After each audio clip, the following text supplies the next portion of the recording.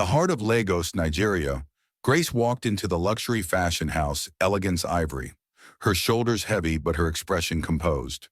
For the past 5 months, she had worked tirelessly in this high-end boutique, performing every task from dusting imported glass shelves to collecting coffee orders. Her manager, Deborah, treated her like an invisible intern rather than a sales associate. While other staff styled high-profile clients, Grace was often sent on errands across traffic-filled roads to pick up parcels or restock the basement. Each time she helped a customer, Deborah conveniently claimed the sale for herself. "You should be grateful you're here at all," Deborah would snap with venom behind a thin smile. That afternoon, while Grace folded silk dresses on a display table, an elderly man entered the store. His shirt was faded, sandals worn out, and his white hair stood up in soft tufts. The other associates exchanged glances of disgust. "Sir, this place isn't for everyone," one of them muttered. Deborah strutted toward him in heels, laughing. "We don't serve beggars here." The old man chuckled softly but said nothing. Grace couldn't bear it. Quietly, she approached him, offered him a seat and a cold bottle of water. "Take your time, sir," she said warmly. He smiled deeply, his eyes lighting up. "Good things happen to people like you," he whispered. Grace had no idea how true that would become. To everyone's surprise, the old man, who introduced himself as Mr. Thomas, asked Grace to help him pick out 10 luxury suits, designer shirts, leather shoes, and gold cufflinks. Whispers floated around the boutique. "He's clearly joking," one staff member sneered. Still, Grace took it seriously. She guided him gently through the store, picking each item with care, making sure they matched his stature and taste. She even suggested accessories to complement the outfits, her heart beating fast with the hope that this might be her first major sale. "You have an eye for fashion," Mr. Thomas commented with a kind smile. When she gave the total $95 million, Mr. Thomas smiled sheepishly. "Oh dear," he said, "I forgot my wallet." The boutique burst into laughter.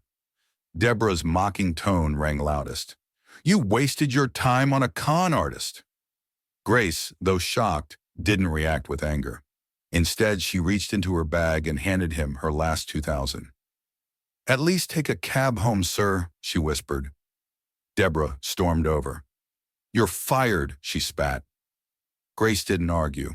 She picked up her handbag and walked out, unaware that her small act of compassion had just sewn the first stitch in a new life.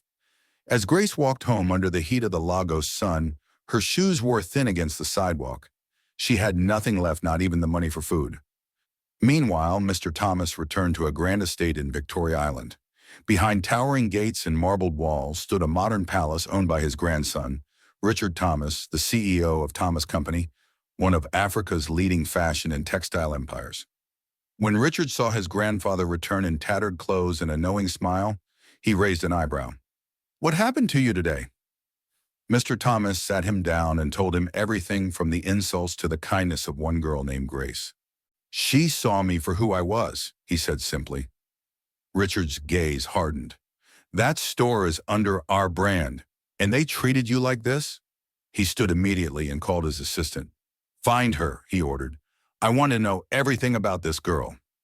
Grace had barely settled into her tiny one-room apartment when a black SUV pulled up outside. A sharply dressed man stepped out. "Miss Grace Morgan?" he asked. "Mr. Richard Thomas would like to meet with you." Grace blinked in confusion. "The CEO of Thomas Company?" she asked, stunned. "Why would he want to see me?" After a pause and a silent prayer, she got in the car.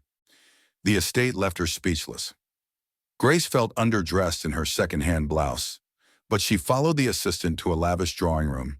When Richard entered, tall and imposing in a navy suit, her breath caught, but her heart melted when Mr. Thomas walked in with a wide grin.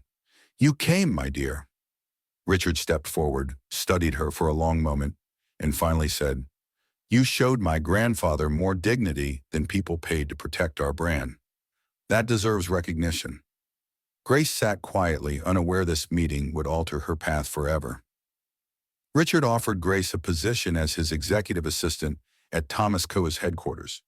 It was a role she never dreamed of, but walking into the building felt like walking into a battlefield. Whispers swirled through the glass halls. "She must be sleeping with him," some scoffed. "She's a charity case." But Grace ignored the snide comments. She kept her head down and worked harder than anyone around her. Her dignity made her stand out. However, one person couldn't stand her presence. Clarissa Richards' longtime social acquaintance, a woman who had once believed she would marry into the Thomas empire. From the moment Clarissa saw Grace, she saw competition. She launched an internal campaign of lies, starting rumors, spreading malicious gossip, and even trying to manipulate HR reports. But Richard was no fool. At a board meeting, he slammed his hands on the table and declared, "We reward talent here, not titles or family ties. And we never punish kindness." Silence followed. Clarissa's claws had lost their grip. Just when things seemed to be looking up for Grace, disaster struck. A priceless diamond necklace, part of the company's heritage collection, vanished from the private showroom in Richard's estate. Hours later, security stormed Grace's room. There, under her pillow, lay the missing necklace. Accusations flew like wildfire. Clarissa, ever the opportunist, stepped forward in dramatic tears. "I didn't want to believe it," she sniffled, "but I guess she was after more than just a job." Grace stood frozen. Richard's mother, Evelyn Thomas, a woman feared for her sharp tongue, called for immediate dismissal. Only Mr. Thomas defended her. "This girl is no thief," he declared. But the shame, the whispers, the judgment were too much. Grace quietly packed her things and left, dignity intact but heartbroken. Unbeknownst to her, Richard was already watching security footage, and what he saw made his blood boil. Clarissa sneaking into the showroom, placing the necklace in Grace's room, then calling the housemaid. The trap was clear. The betrayal was complete. Clarissa's plan had one last twist. She visited Evelyn Thomas and whispered poison into her ear. That same day, Richard's mother showed up at Grace's modest apartment with a luxury handbag and a signed check for $50 million. "Leave my son," Evelyn said coolly, quietly. "No drama. Take the money." Grace looked at the check, her hands shaking, then slowly she tore it in two. "I'm not for sale," she whispered. "I never was." The next night, Richard invited Grace to a private rooftop dinner under the Lagos skyline. Lights shimmered on the lagoon below. "You didn't deserve any of this," he told her. Then he reached into his jacket and pulled out a ring. "Grace," he said, his voice low but certain, "will you marry me?" Tears filled her eyes. For once, love wasn't about status. It wasn't about money. It was about truth. She nodded. "Yes," she breathed. And in that moment, everything began to heal. While Grace and Richard planned their wedding, chaos brewed behind the scenes. Clarissa, desperate and vengeful after being exposed and exiled from the company, hacked into Thomas Co.'s systems using a stolen login. She leaked confidential financial reports, exposing business secrets and shaking investor trust. The media called it the fashion scandal of the year. But Richard had been prepared. Working quietly with cybersecurity experts, he traced the breach back to Clarissa's laptop. The day the police showed up at her apartment with an arrest warrant, she collapsed in disbelief. "You can't do this to me. I loved you," she shouted as the officers cuffed her. Richard's voice was cold. "You don't destroy what you love, you destroy what you can't have." That was the last time Clarissa saw the Thomas estate, or Grace. On a bright Saturday morning, Grace Morgan walked down the aisle in a cathedral built with colonial marble and ancestral heritage. Dignitaries, Nollywood celebrities, foreign investors, and top designers filled the pews. Grace wore a gown designed in-house by the same fashion house that once ignored her. But today she wasn't invisible. She was radiant. When the vows were exchanged, Mr. Thomas stepped forward and presented her with the family's heirloom, a sapphire brooch passed down through generations. "Today, I don't just welcome you into our home," he said, his voice trembling with emotion. "I welcome you into our legacy." The applause was thunderous, and when Richard placed the ring on her finger, it wasn't just a wedding, it was a coronation. Grace Morgan, once a girl with a simple dream, had become a queen in her own right. Months after the wedding, Grace returned to the place where her story began. Elegance Ivory. Deborah, still the manager, was applying lipstick when she saw Grace on the front page of a fashion magazine.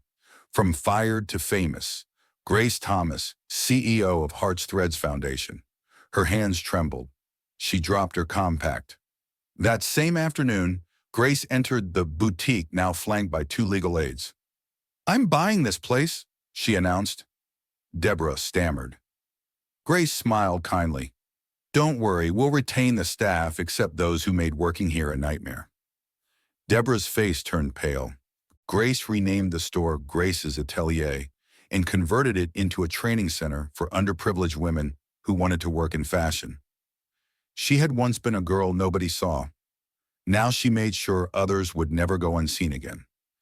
Mr. Thomas's words echoed in her mind. Good things happen to good people. Grace Thomas had become the living proof. The end. What did you think of Threads of Grace? Did Grace's journey inspire you? Which moment moved you the most, her kindness to Mr. Thomas, standing up to injustice, or that unforgettable wedding scene? Drop your thoughts in the comments. We'd love to hear from you. If you enjoy this modern African Cinderella story filled with heart, betrayal, and triumph, make sure to hit that subscribe button so you never miss more inspiring stories like this. Turn on notifications and join our growing community of story lovers.